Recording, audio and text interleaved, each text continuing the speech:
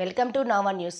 Rotary club elite వారు ఉత్తమ ప్రధాన ఉపాధ్యాయునిగా గుర్తించడం తనకు మరింత బాధ్యతను పెంచిందని మున్సిపల్ కార్పొరేషన్ ప్రైమరీ పాఠశాల హెచ్ఎం సుబ్బారావు అన్నారు. కాకినాడ రమణయ్యపేటలో గల మున్సిపల్ కార్పొరేషన్ ప్రైమరీ పాఠశాలలో ఆయన మీడియాతో మాట్లాడారు. విధులను బాధ్యతగా నిర్వర్తిస్తే అవార్డులు తనంతటా అవే వస్తాయని తెలిపారు. అవార్డు రావడానికి ఉపాధ్యాయులు, సిబ్బంది సహకారం ఉందని ఆయన చెప్పుకొచ్చారు. పాఠశాలలో మధ్యాహ్న భోజనం విధానాన్ని ఆయన స్వయంగా పర్యవేక్షించారు. రోటరీ ఎలైట్ క్లబ్ వారు నన్ను ఉత్తమ ప్రధానోపాధ్యాయుడిగా గుర్తించి ఈ యొక్క సత్కారం చేయడం నేను చాలా హర్షిస్తున్నానండి. నిజానికి ఈ యొక్క సత్కారం ఏదైతే ఉందో అది నాకు లభించినట్టుగా నేను భావించడం లేదు. ఎందుకంటే యావత్ మా ఉపాధ్యాయులకి, అలాగే మా విద్యార్థులకి, తల్లిదండ్రులకి, వీరందరి యొక్క సహకారానికి గుర్తుగా ఈ యొక్క సత్కారాన్ని నేను భావిస్తూ ఉన్నాను. నిజానికి ఇలాంటి అవార్డ్స్ అనేవి మనం ఇష్టపడి కష్టపడి పనిచేస్తే వాటి అంతటా అవే వస్తాయి.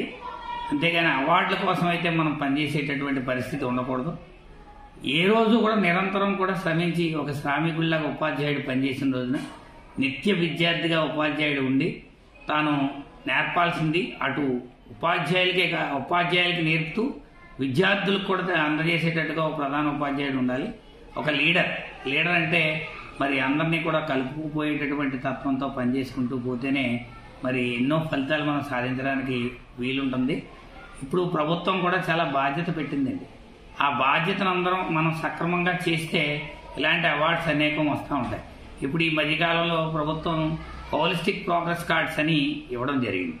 మరి ఆ హోలిస్టిక్ ప్రోగ్రెస్ కార్డ్ ద్వారా విద్యార్థి యొక్క సమగ్రమైనటువంటి మూల్యాంకనాన్ని, సమగ్ర వ్యక్తిత్వ రూపకల్పన కూడా మరి ప్రభుత్వం మరి దీంట్లో మేళవించి ఈ కార్డుని తయారు చేయడం జరిగిందండి.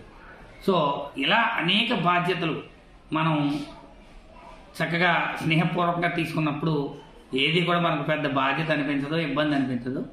సో ఈ అవార్డుని ఇచ్చినటువంటి రోటరీ ఎలైట్ క్లబ్ వారిని అండ్ సంయుక్త రోటరీ క్లబ్స్ అందరినీ కూడా మనస్ఫూర్తిగా నేను వారికి ధన్యవాదాలు తెలియజేస్తూ ఈ యొక్క అవార్డు రావడానికి సహకరించినటువంటి వారందరికీ కూడా మరి అలాగే